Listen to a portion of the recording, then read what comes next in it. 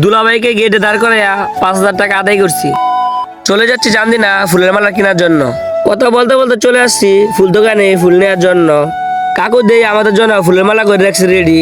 তাই আমি মালাটাকে পরে দেখতেছি মালা ঠিক আছে নাকি না। দেখি মালা ঠিক আছে, মালা নিয়ে চলে আসতেছি। বাজারে এসে দিয়ে কিছু টাকা শর্ট পড়ে গেছে, তাই আমরা চলে গেলাম বিকাশে টাকা তোলার জন্য। তারপরে আমরা চলে আসছি কসমেটিক দোকানে কিছু কসমেটিক কেনার জন্য।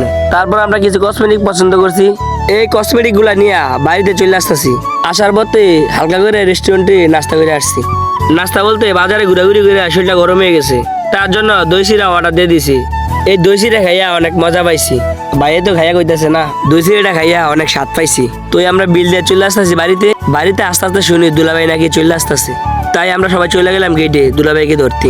গেটে দাঁড়িয়ে দুলাভাইকে মালা পরিয়ে 5,000 টাকা আদায় করছি। তারপর দুলাভাইকে আমরা ধরে আস্তে আস্তে বাড়িতে নিয়ে চলে যাচ্ছি।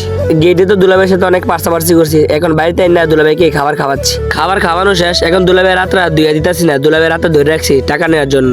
টাকা দিবে তারপর হাত ধোয়াবো। দুলাভাই আমাদের টাকা আমাদেরকে বুঝাই দিছে, তারপর দুলাভাই রাত্রে আমরা ধোয়াই দিছি।